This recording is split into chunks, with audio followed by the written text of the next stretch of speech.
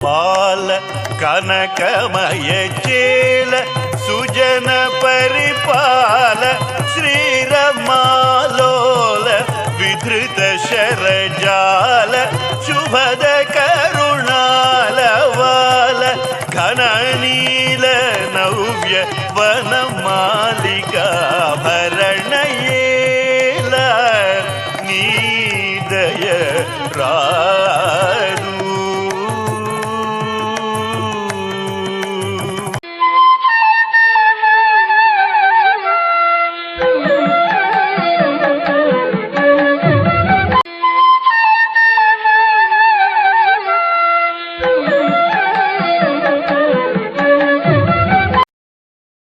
దేవో మహేశ్వరః గురు సాక్షాత్ పరబ్రహ్మ తస్మై శ్రీ గురవే నమః. వ్యాసాయ విష్ణురూపాయ వ్యాసరూపాయ విష్ణవే నమో వై బ్రహ్మనిధయే వాసిష్ఠాయ నమో నమః. కూజంతం రామ రామేతి మధురం మధురాక్షరం ఆరుహ్య కవితాశాఖాం వందే వాల్మీకికోకిలం. శ్రుతిస్మృతిపురాణానాం ఆలయం కరుణాలయం నమామి భగవత్పాదం శంకరం లోకశంకరం. వాగర్ధావివ సంపృక్తౌ వాగర్ధ ప్రతిపత్తయే జగతః పితరౌ వందే పార్వతీ పరమేశ్వరౌ. సూక్తిం సమగ్రయతున స్వయమేవ లక్ష్మీః శ్రీరంగరాజమహిషీ మధురైః కటాక్షైః. వైదగ్ధ్యవర్ణగుణగుంభనగౌరవైర్యాం కండూలకర్ణకుహరాः కవయోధయంతి. హైమోర్ధ్వపుండ్రమజహన్మకుటం సునాసం మందస్మితం మకరకుండలచారుగండం. బింబాధరం బహుళదీర్ఘకృపాకటాక్షం శ్రీవేంకటేశముఖమాత్మని సన్నిధత్తాం. మనోజవం మరుతతుల్యవేగం జితేంద్రియం బుద్ధిమతాం వరిష్టం.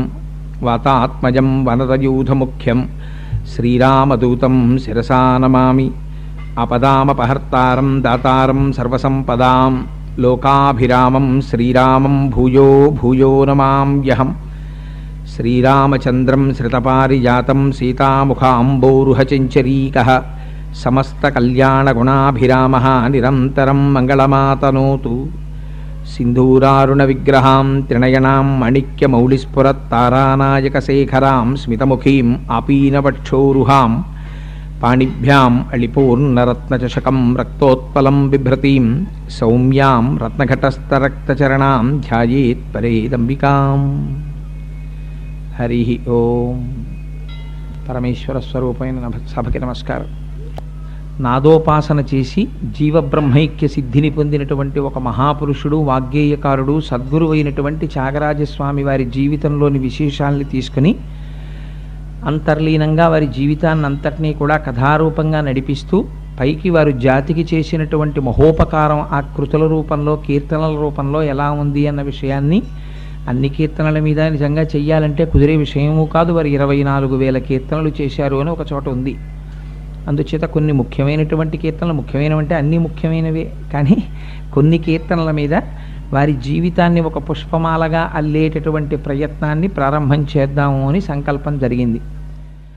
దానికి ఈనాడు ఈశ్వరుడు దానికి ఒక సాకారత ఇచ్చి ఈ కార్యక్రమాన్ని ప్రారంభించడం జరుగుతోంది. మనకి వాగ్గేయకారులని కొంతమంది ఉన్నారు. వారు కారణజన్ములు, ఈశ్వరానుగ్రహం చేత జన్మించినటువంటి వారు. వాగ్గేయకారుల గురించి మాట్లాడుతూ చంద్రశేఖర పరమాచార్య స్వామి ఒక అద్భుతమైనటువంటి మాట చెప్పారు. ఈశ్వరుణ్ణి స్థాణువుగా భావన చేస్తే, స్థాణువు అంటే జడము వలె కదలలేక లేక కదలిక లేక ఉన్నవాడు అని కాదు యథార్థమునకు. ఆయన ఇంకా కదలడానికి చోటు లేనివాడు, అంతటా పరివ్యాప్తమై ఉండిపోయిన వాడెవడో వాడు పరమేశ్వరుడు. అందుకని ఆయనకి స్థాణువు అని పేరు. కానీ చమత్కారానికి స్థాణువు అంటే కదలిక లేక ఉన్నవాడు కూడా, ఇంకా కదలడానికి చోటు లేదు కాబట్టి కదలిక లేక ఉన్నవాడు. అలా అంతటా నిండి నిబిడీకృతమైపోయినటువంటి పరమాత్మ స్వరూపమైన స్థాణువు అన్న ఈశ్వర స్వరూపానికి భక్తి అనబడేటటువంటి గొలుసులు వేసుకుని ఆ మధ్యలో హృదయం అనేటటువంటి ఆ ఉయ్యాల పల్లకి బల్ల కట్టుకుని దాని మీద కూర్చుని నిరంతరము కూడా పైకి ఇటు పక్కకి ఒకసారి పైకి వెడతారు, కిందకొస్తారు, పైకి వెడతారు, కిందకొస్తారు. ఏమిది అంటే బ్రహ్మానందాన్ని అనుభవిస్తూ తనలో తాను రమించిపోతూ ఈశ్వర సాక్షాత్కారాన్ని పొందుతూ తాను పరమాత్మ కన్నా అభేదంగా ఉన్నప్పుడు వచ్చినటువంటి స్థితిని పైకి వాళ్ళు పాలధార ఒలకపోసినట్టుగా చేసినటువంటి కీర్తనలు కొన్ని కొన్ని ఆ పల్లకి కిందకొచ్చినప్పుడు సామాజికమైనటువంటి పరిస్థితుల్ని అన్వయం చేస్తూ వాళ్ళు జీవితంలో పడినటువంటి కష్టాల్ని, సమాజ పరిస్థితుల్ని, వీటినన్నిటినీ ప్రశ్నిస్తూ వాళ్ళు చేసినటువంటి కీర్తనలు కొన్ని. కానీ మీరు ఇక్కడ ఒక విషయాన్ని జ్ఞాపకం పెట్టుకోవాలి. ఊగేటప్పుడు మీరు ఎంత జాగ్రత్తగా ఎంతకాలం ఊగగలరు? మీరు ఊగుతున్నటువంటి పల్లకి యొక్క లేక ఆ ఊయల యొక్క ఆ పలక పైన ఉన్నటువంటి గొలుసు ఊడిపోయింది అనుకోండి, ఇంకా ఊగడానికి ఆ ఊయల పనికిరాదు. ఎంతసేపు గొలుసులు పైన ఉన్నటువంటి దూలాన్ని గట్టిగా పట్టుకుంటాయో కదలకుండా ఉండేటటువంటిది దూలం, కదిలేటటువంటివి ఈ గొలుసులు, గొలుసులను ఆధారం చేసుకుని కదిలేటటువంటిది ఆ చెక్క లేదా పలక, దాని మీద కూర్చున్నవాడు ఊగుతూ ఉంటాడు. అలా ఈశ్వరుడితో ఎడతెగనటువంటి సంబంధం ఉంటుంది భక్తి పాశముల చేత. అందుకని వాళ్ళు ఏం చేస్తారు, ఓ కష్టం వచ్చిందనుకోండి భగవంతుడికే చెప్తారు. వాళ్ళకి కోపం వచ్చి దెబ్బలాడవలసి వచ్చిందనుకోండి భగవంతుడినే దెబ్బలాడతారు. వాళ్ళకి సంతోషం వచ్చిందనుకోండి ఈశ్వరుడితోటే పంచుకుంటారు. ఆ కీర్తనలలో అన్ని రకాలైనటువంటి పరిస్థితులు మీకు కనపడతాయి. కానీ ఏది కనపడినా ఈశ్వర సంబంధం లేకుండా వేరొకరిని ఉద్దేశించి చేసినటువంటి ప్రశ్న మాత్రం మీకు కనపడదు. కారణం ఏమిటంటే వారు వాగ్గేయకారులు అనడానికి ప్రధానమైన లక్షణం అదే. వారు ఒక చోట ఎక్కడో కూర్చుని ఏదో కలం పట్టుకుని రాసినటువంటివి కావు ఆ కీర్తనలు. వాళ్ళు హృదయం పొంగిపోతే ఏ సందర్భంలోనైనా సరే వాళ్ళకి నిరాశ రానివ్వండి, నిస్పృహ కలగనివ్వండి, సంతోషం కలగనివ్వండి, లేకపోతే ఈశ్వరుణ్ణి భక్తితో ఆరాధన చేసుకుంటూ ఉండనివ్వండి, ఒక మహాపురుష దర్శనం కానివ్వండి, ఏ సందర్భమైనా సరే వాళ్ళు ఈశ్వర సంబంధాన్ని విడిచిపెట్టకుండా దాన్ని భగవత్ సంబంధంతో కలుపుతూ చేసినటువంటి కీర్తనలు ఎవరు చేశారో జీవితాంతం ఆ లక్షణాన్ని ఎవరు అలా నిలబెట్టుకుని చిట్ట చివరికి జీవబ్రహ్మైక్య సిద్ధిని పొందారో వారిని మాత్రమే వాగ్గేయకారులని పిలుస్తారు. అది ప్రయత్నపూర్వకంగా వ్రాసినటువంటి కీర్తనలు కావు. అలవోకగా వారి హృదయంలో ఉన్నటువంటి భావన పొంగి పొరలి కీర్తనలుగా బయటికి వచ్చింది.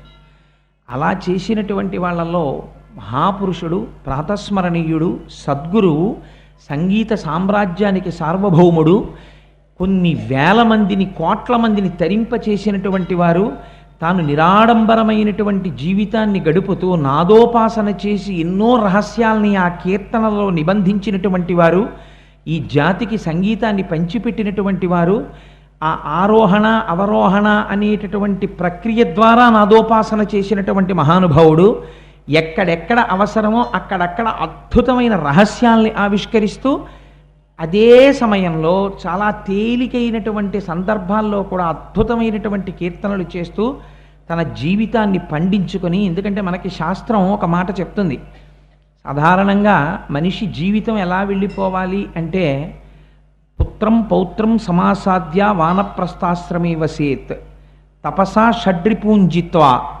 మనం జీవితాన్ని గడిపేటప్పుడు మొట్టమొదట తప్పకుండా వివాహం చేసుకోవాలి, గృహస్థాశ్రమంలోకి ప్రవేశించాలి. పుత్రం పౌత్రం సమాసాత్య, కొడుకుని చూడాలి, మనవల్ని చూడాలి.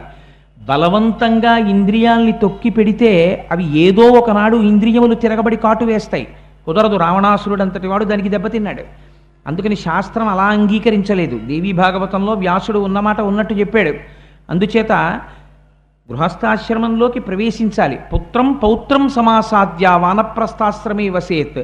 తర్వాత తను రాజ్య పరిపాలన చేయనివ్వండి, గృహస్థాశ్రమంలో ఉండనివ్వండి, మనవడి వరకు చూసిన తరువాత సుఖము సుఖమని ఇన్నాళ్ల నుంచి అనుభవించిన సుఖము సుఖము కాదు, ఆ సుఖము దుఃఖము యొక్క అభాస అన్నది అనుభవము చేత గట్టిగా తెలుసుకుని ఇంద్రియములను గెలిచిన తరువాత తదనంతరము వానప్రస్థాశ్రమే వసేత్, వానప్రస్థంలోకి వెళ్ళాలి. అప్పుడు కూడా భార్యను విడిచిపెట్టడానికి వీల్లేదు.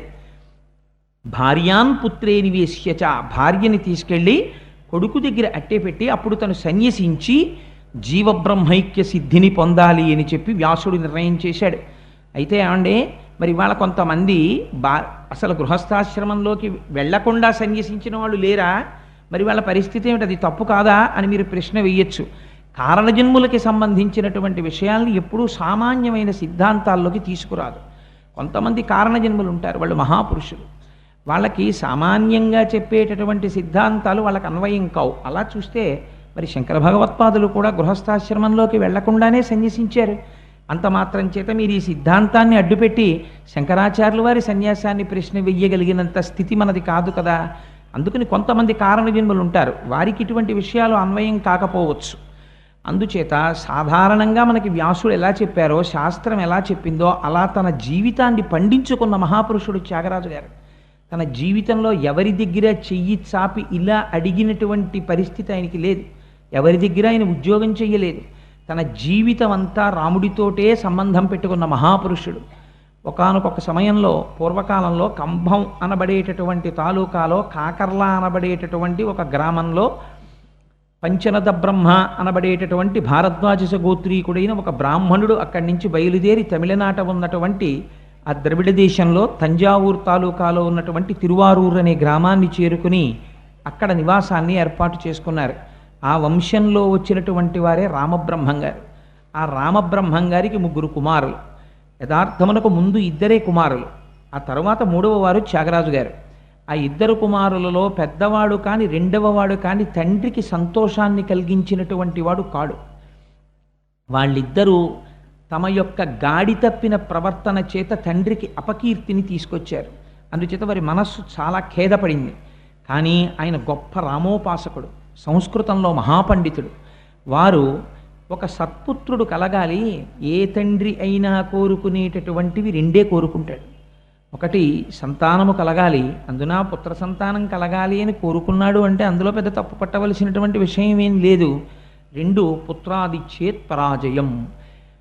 ఇన్ని వేదాలన్నీ చదివి, పురాణాలన్నీ చదివి, ఉపనిషత్తులన్నీ చదివినా సరే ఇలా బయటికి వచ్చేటప్పటికి ఎంతమంది చేత నమస్కారములు పొందినవాడైనా సరే చిట్ట చివరికి ఎంతటి మహాపండితుడికైనా జీవితంలో కోరుకునేటటువంటి అపూర్వమైన సత్కారం ఏదో తెలుసా అండి? తన కొడుకు చేతిలో ఓడిపోవడం. ఓడిపోవడం అంటే సభాముఖంగానే అయ్యుండక్కర్లేదు అది. కానీ ఇంట్లో ఒక విషయం గురించి తండ్రి ఒక విషయాన్ని ప్రతిపాదన చేస్తే కొడుకు, నాన్నగారు మీరు చెప్పిన దానికన్నా ఇలా చెప్తే చాలా బాగుంటుందేమో, మీరు ఒక్కసారి ఆలోచించండి అన్ననాడు తండ్రి ఆశ్చర్యపోయి, ఇన్ని సంవత్సరాల నుంచి నేను చదువుకున్నాను, ఇన్ని విషయాలు చెప్పాను, ఈ శ్లోకాన్ని ఇలా చెప్పచ్చు ఇంత సాధికారికంగా అన్న ఆలోచన నాకు ఎప్పుడూ తట్టలేదు. ఇక నుంచి నువ్వు చెప్పినది నేను సభాముఖ ప్రసంగంలో చేస్తాను.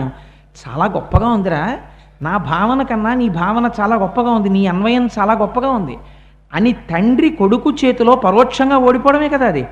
అలా ఓడిపోయిన నాడు తండ్రికి అది నిజమైన సత్కారం. అందుకే ప్రపంచంలో శంకరుడి కన్నా మహాపండితుడు ఎవరున్నారండి? ఏది చెప్పినా శివుడే చెప్పాలి.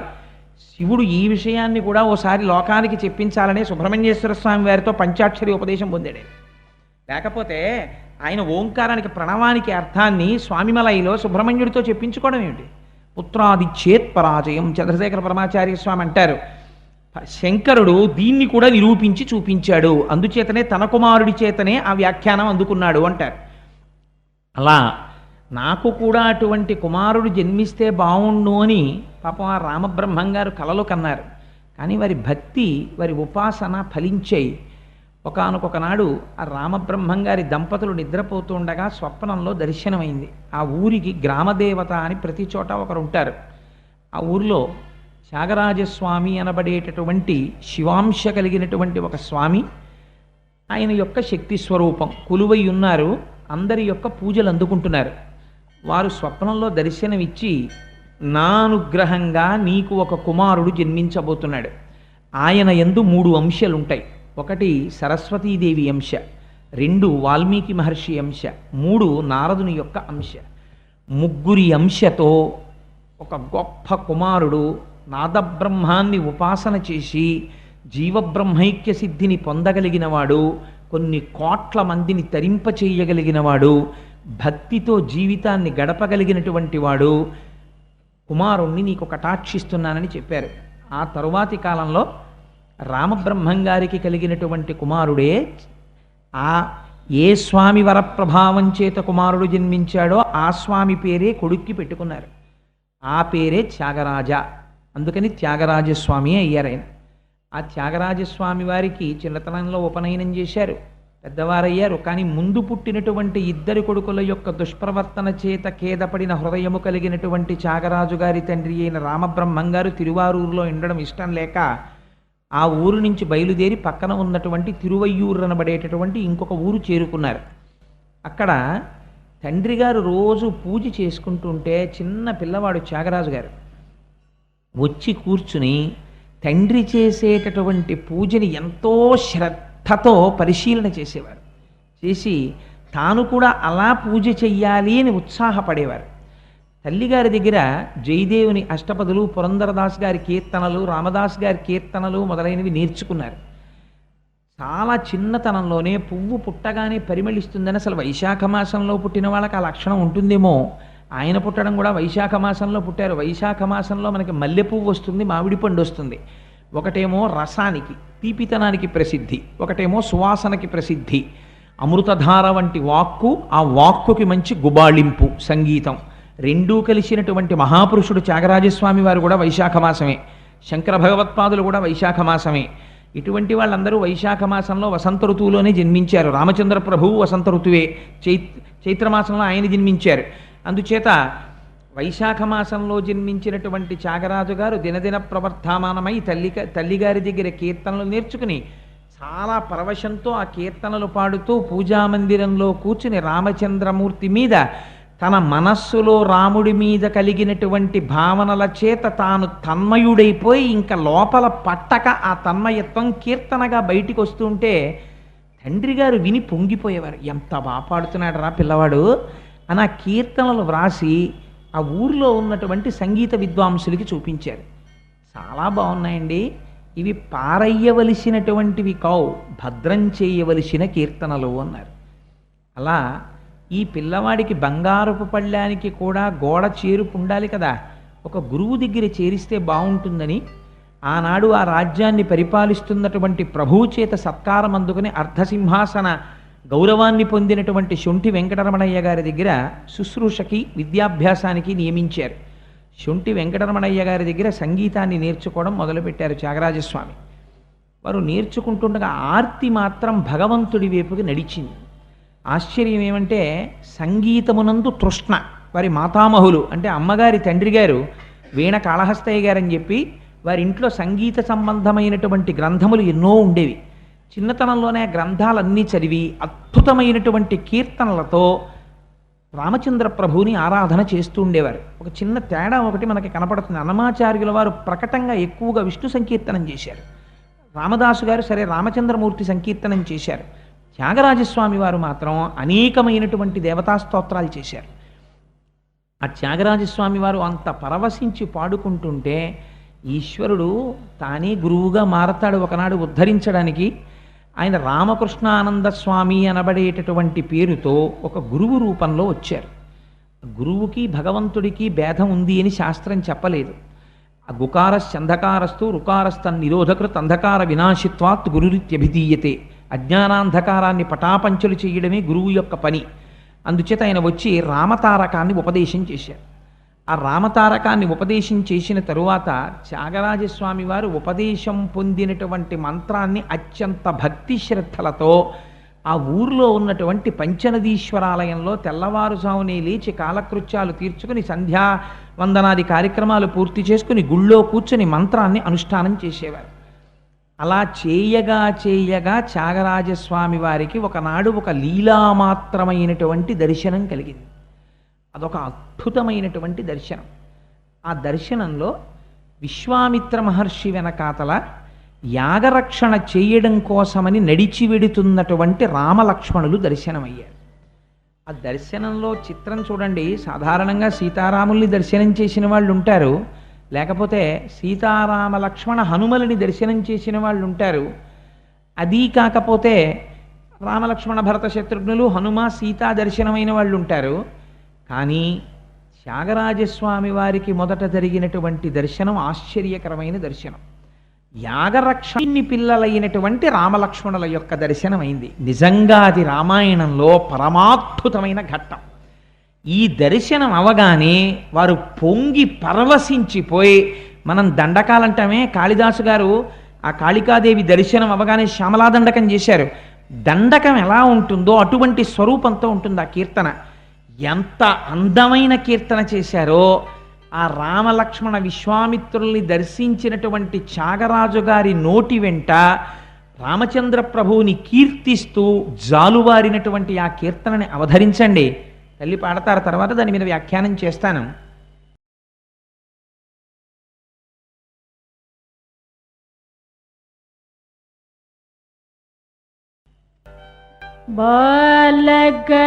బాలగనకమయ చేల సుజన పరిపాల శ్రీరమ లోల విద్రుత శర జాల సుభద కరుణాల వాల ఘన నీల నవ్య వనమాలికా భరణ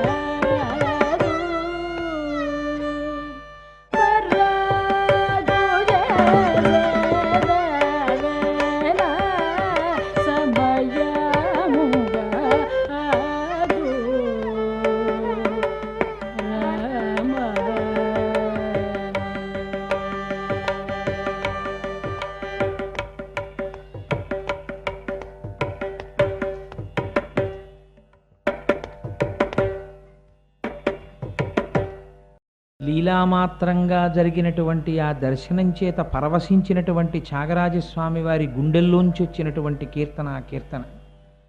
అందులో ఓ గమ్మత్తైన మాట అంటారు. ఇప్పుడు ఏం లోటు చేశారు రామచంద్రమూర్తి?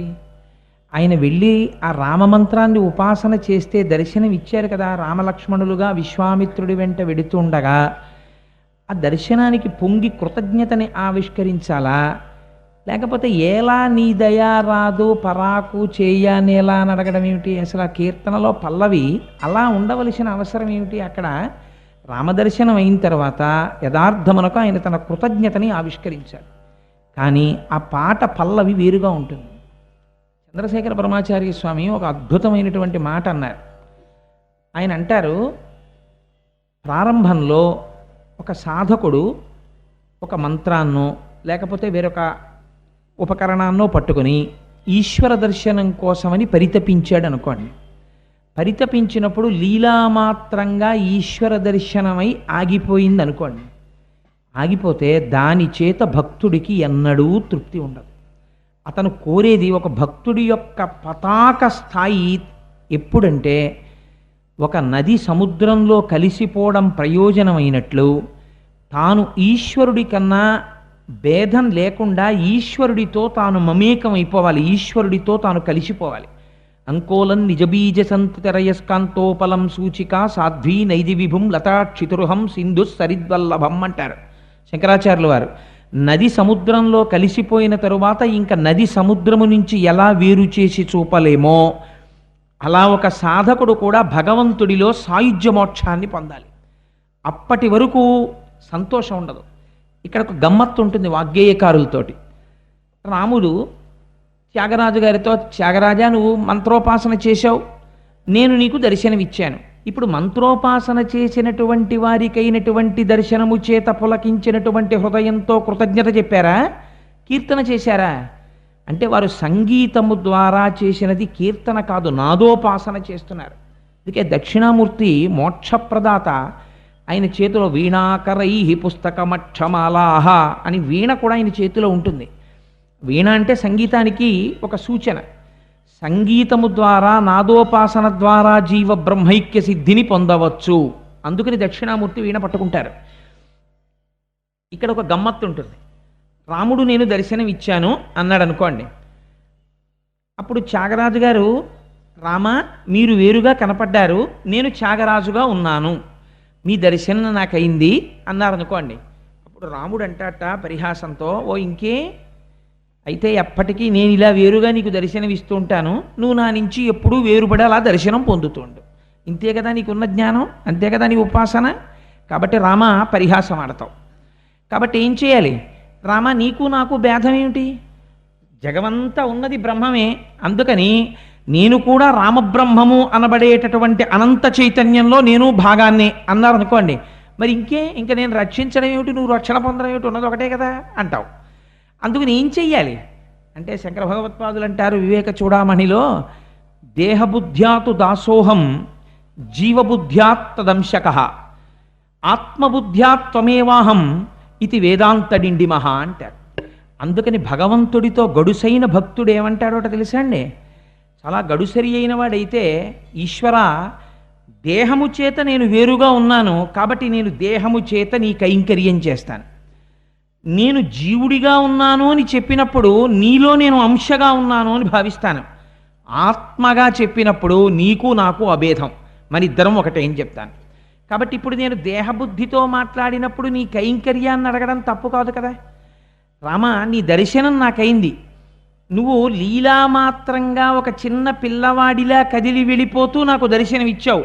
ఎటువంటి రాముడివి నువ్వు? యాగరక్షణ కోసమని దశరథ కుమార, రఘువీర కుమార, రారా, రాజీవనేత్ర, లావణ్యరూప అని పిలిచారు. పిలవడం ఏమిటి ఆయనకి మకుటం? ఆ కీర్తనలో పిలవబడినటువంటి రామచంద్రమూర్తి యొక్క పేరేమిటి అంటే దశరథ కుమార.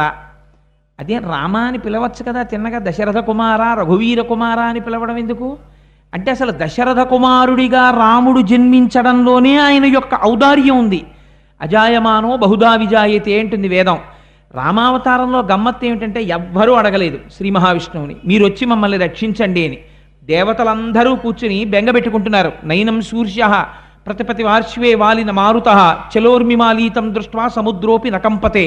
రావణాసురుడు మన్నిన్ని బాధలు పెడుతున్నాడు. సూర్యుడు కూడా గట్టిగా ప్రకాశించడానికి వీల్లేదు.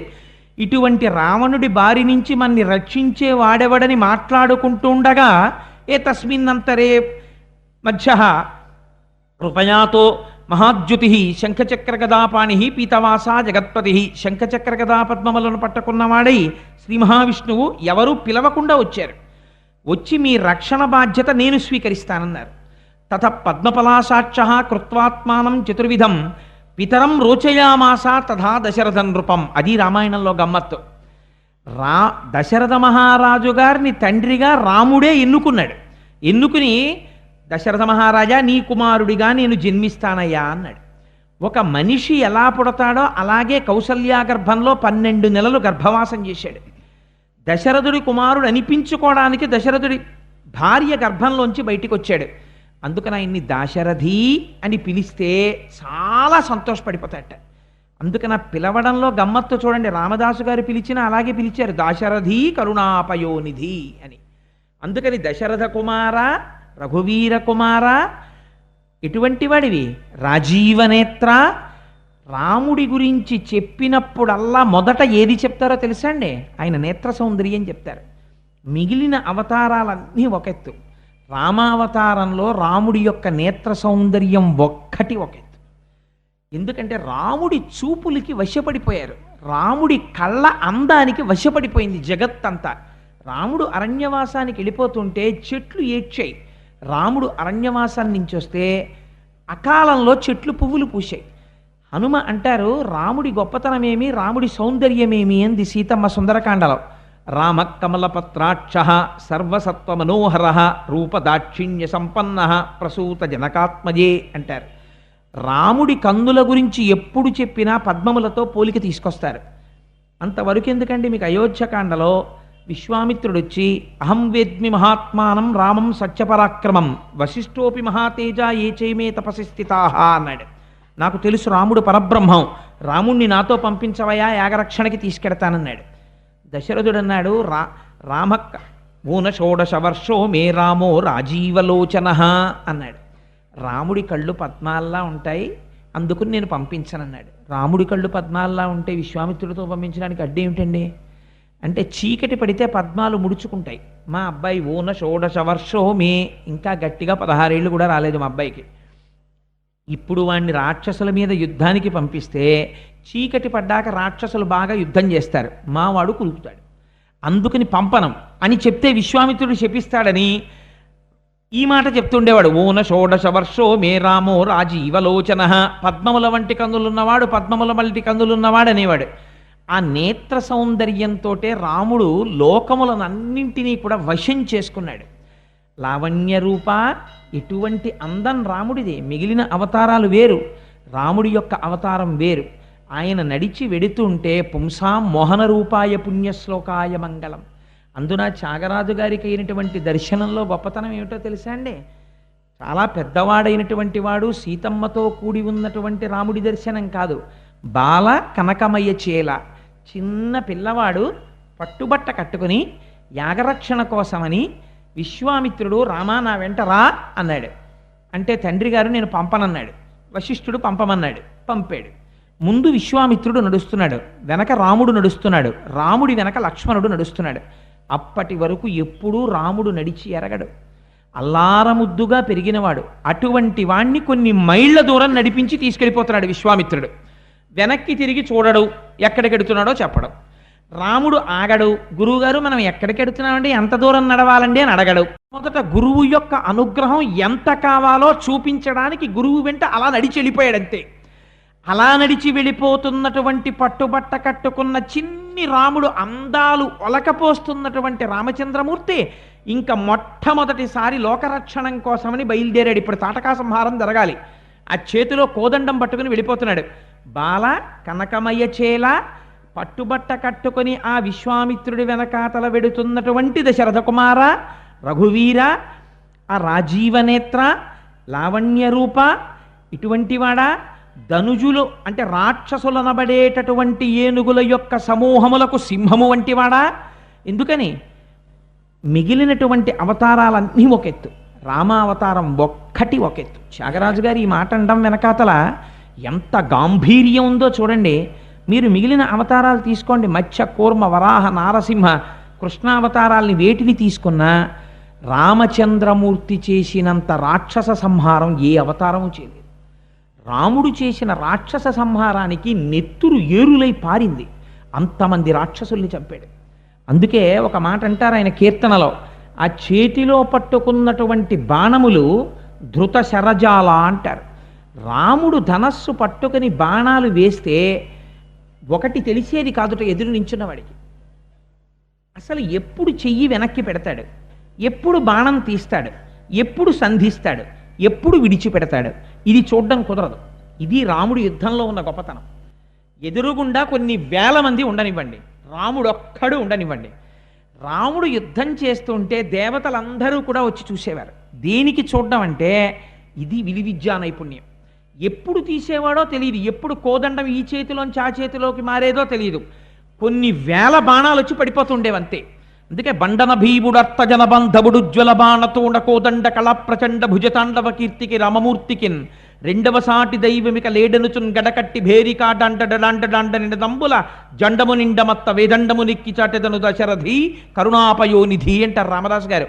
శత్రు నిర్మూలనం చెయ్యవలసి వస్తే ఆ భుజాలు తాండవం చేస్తాయి. అన్ని బాణములను ప్రయోగించగలిగినటువంటి ధృత శరజాల, అన్ని బాణములు ప్రయోగించగలిగినటువంటి వాడా, యాగరక్షక విశ్వామిత్రుడంతటి వాడు యాగరక్షణ నెపంతో నిన్ను తీసుకుని వెడుతున్నాడు. ఎందుకని?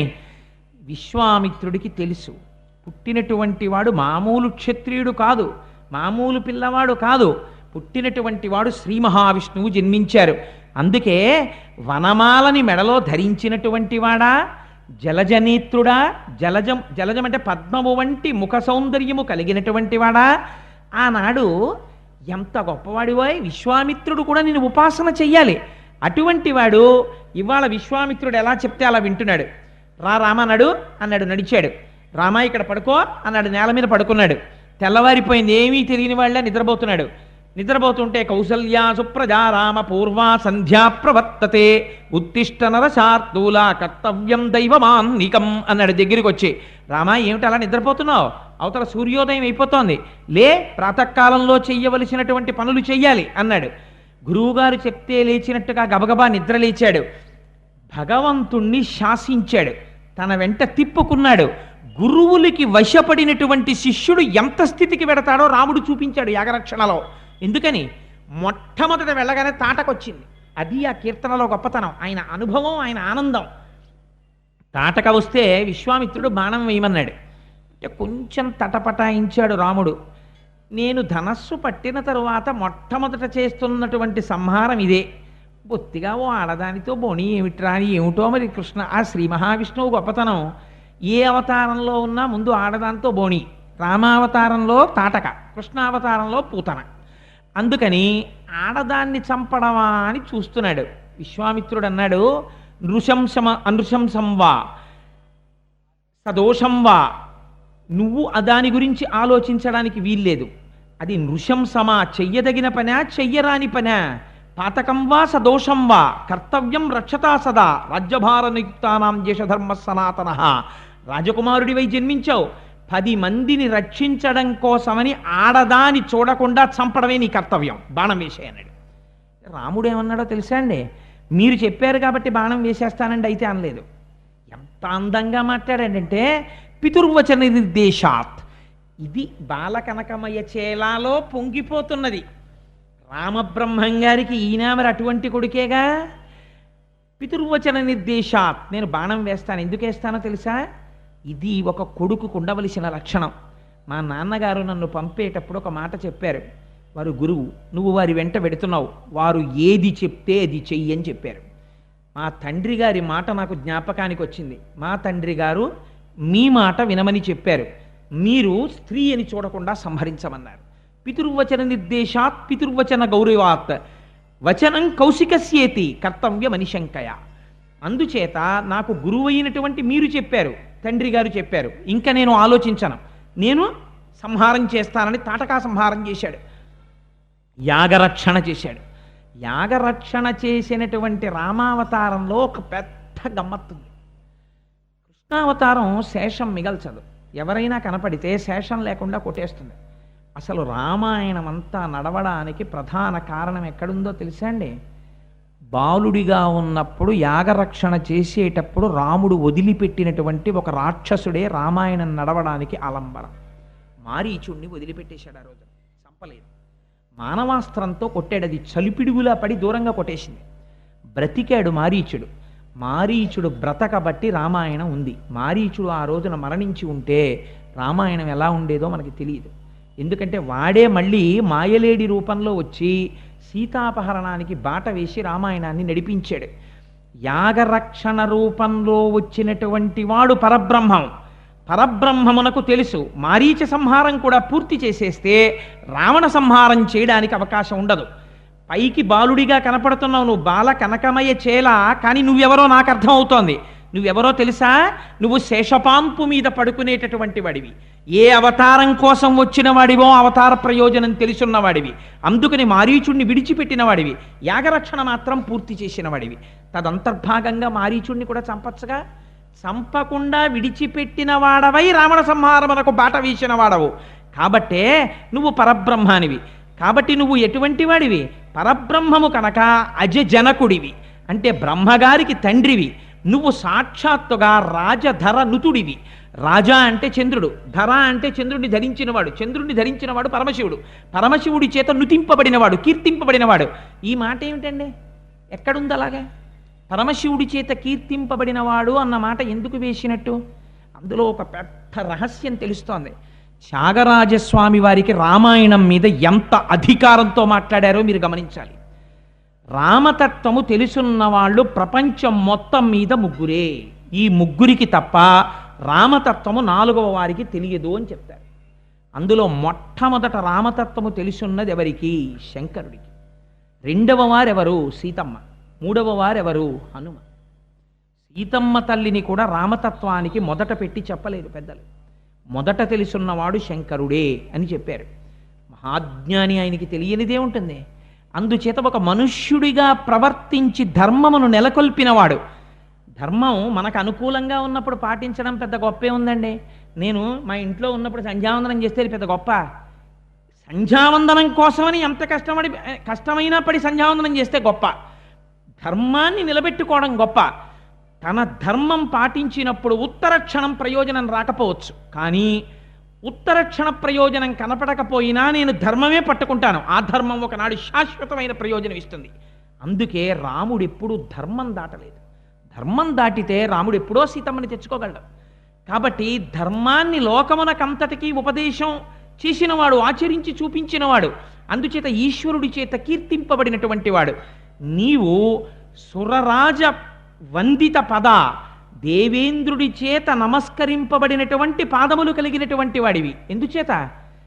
ఎక్కడెక్కడ రాముడు వస్తున్నాడో అక్కడక్కడ రావణాసురుడ సంహారమునకు కావలసినటువంటి అస్త్రములను ప్రచ్ఛన్న రూపంలో ఇంద్రుడు తెచ్చి అగస్త్య మహర్షికి మొదలైన వారికి ఇచ్చి వెళ్ళిపోయాడు. వెళ్ళిపోతున్నప్పుడు రాముడు ఒకసారి చూశాడు. మీకు రామాయణంలో చెప్పాను, అయోధ్యకాండలో. ఆ వెళ్ళిపోతున్నటువంటి ఇంద్రరథాన్ని చూశాడు. రాక్షస సంహారము జరగడము చేత ప్రీతి చెందిన వారిలో ఇంద్రుడు ఒకడు. ఆ ఇంద్రుడు రాముడు పరబ్రహ్మంగా ఉన్నప్పుడు నమస్కారం చేశాడు. ఉత్తరకాండలో ఒక రహస్యం చెప్తారు. మిగిలిన అవతారాలలో కొన్ని అవతారాలలా రాముడి శరీరాన్ని భూమి మీద విడిచిపెట్టలేదు. సీతమ్మ తల్లి భూమిలోకి వెళ్ళిపోయిన తర్వాత రాముడు ఏడ్చాడు, ప్రాకృతమైన మనుష్యుళ్ళ. అప్పుడు చతుర్ముఖ బ్రహ్మగారు వచ్చి చెప్పారు, రామా నువ్వు అలా విలపించకూడదు. సీతమ్మ ఇక నీకు కనపడదు, అనంత తేజోరాశిగా ఉంది. ఇప్పుడు ఆవిడిని మళ్ళీ నువ్వు శక్తి స్వరూపంగా గ్రహించాలంటే నీ యొక్క యథార్థమైన స్వరూపంలోకి మళ్ళీ నువ్వు ప్రవేశించాలని చెప్పారు. ఎలా తీసుకెళ్లాలో చేతకాకే లక్ష్మణుణ్ణి తీసుకెడితే తప్ప రాముణ్ణి తీసుకెళ్ళడం కుదరదని యమధర్మరాజు గారు మిష పెట్టి లక్ష్మణుణ్ణి తీసుకెళ్ళడానికి ప్రాతిపదిక వేసి లోపలికి ఎవరు రాకూడదని లోపల కూర్చొని మాట్లాడి రాముడి చేతనే లక్ష్మణుడికి దేశ బహిష్కారం వేయించాడు. సరయూ నదీ ప్రవేశం ముందు లక్ష్మణుడు చేశాడు. రామావతారంలో రాముడి శరీరాన్ని కింద వదిలిపెట్టలేదు. సరయూ నది వేపకి మహాప్రస్థానం చేసి వెళ్ళిపోయాడు. వెళ్ళిపోయినప్పుడు రాముడి శరీరం శ్రీమన్నారాయణుని యొక్క దివ్యదేహంలోకి లీనమైపోయిందని రాశారు వాల్మీకి మహర్షి ఉత్తరకాండలో. అందుచేత నువ్వు పరబ్రహ్మము అన్న విషయాన్ని నేను తెలుసుకున్నాను. ఉత్తరకాండలో చతుర్ముఖ బ్రహ్మగారు చెప్పేంత వరకు సీతమ్మ తల్లిని గంగానదిని అవతల ఒడ్డున దింపి తిరిగొచ్చేటప్పుడు సుమంత్రుడు చెప్పే వరకు లక్ష్మణుడికి కూడా ఈ రహస్యం తెలియదు. అటువంటి రహస్యాన్ని ఈశ్వర దర్శనంలో బాలరాముడిగా వెడుతున్నటువంటి రామదర్శనంలో రాముడు పరబ్రహ్మమని గుర్తుపట్టి పైకి సంగీతంలో ఇంత గొప్ప విషయాల్ని పరోక్ష ప్రతిపాదన చేస్తూ రామా నువ్వు పరబ్రహ్మానివి, అందుచేతనే నువ్వు సకల శృతి సారమువు. శృతి అంటే గురువుల చేత శిష్యులకు వినిపింపబడి వినడము చేత స్వరబద్ధమై నడిచినది. అటువంటి సమస్త శృతికి వేదము యొక్క సారమే నువ్వు. ఆగమముల యొక్క చివరి భాగములలో విహరించేవాడివి నువ్వు. అందుకే ఆగమాంతముల చేత ప్రతిపాదింపబడినటువంటి వాడివి నువ్వు. ఆద్యంత రహితుడవు నువ్వు పరబ్రహ్మము. నువ్వు ఒక శరీరముతో వచ్చిన శరీరము కాదు, నువ్వు పరబ్రహ్మానివి. ఇవాళ హేళగా వచ్చావని తెలుసు, ఇంత అవతార ప్రయోజనాన్ని సాధించిన వాడివని తెలుసు. నాయందు మళ్ళీ అనుగ్రహంతో ఆ బాలరాముడిగా మళ్ళీ నాకు దర్శనమిచ్చావు. ఈ దర్శనం ఎవరు పొందలేదు, నేను పొందాను. కానీ పరాకు చేస్తావేమిటో, ఎంత గొప్ప మాట అండి. పల్లవిలో చూడండి, పల్లవి చిట్ట చివరికి వెళ్ళేటప్పటికీ పరాకు చేయడానికి ఇది సమయం కాదన్నారు. రామ ఇటువంటి దర్శనం పొందిన తరువాత నాకు ఇంక ఈ ప్రపంచం మీద సుఖం లేదు, శరపరంపరగా వచ్చాయి. అందుకే కీర్తనల తర్వాత ఇంక త్యాగరాజు గారి నోటి వెంట ఇక నేను ఈ విషయ ప్రపంచంలో మమేకము కాలేను. ఒక్కసారి అలా కనబడి వెళ్ళిపోయావు, ఇంకా నేను తట్టుకోలేను ఆ బాధ. ఇప్పుడు ఆయనకి దర్శనం వల్ల ఆనందం కాదు, బాధ. అలా వెళ్ళిపోయిన రాముడు వెళ్ళిపోవడం కాదు, రాముడిలో నేను ఏకమైపోవాలి, కలిసిపోవాలి. నన్ను ఎందుకు వేరుగా ఉంచావు? నన్ను ఇలా ఉంచొద్దు. నన్ను జ్ఞానమిచ్చి జీవబ్రహ్మైక్య సిద్ధినిచ్చి నన్ను నీలోకి తీసేసుకో. అందుకని ఈ వేరుతనాన్ని నేను భరించలేను. ఈ పరాకి ఎందుకు చేస్తావు? ఇదా సమయం? ఇంత లీలామాత్ర దర్శనం ఇచ్చి నన్ను వదిలేస్తావా? నన్ను వదలద్దు.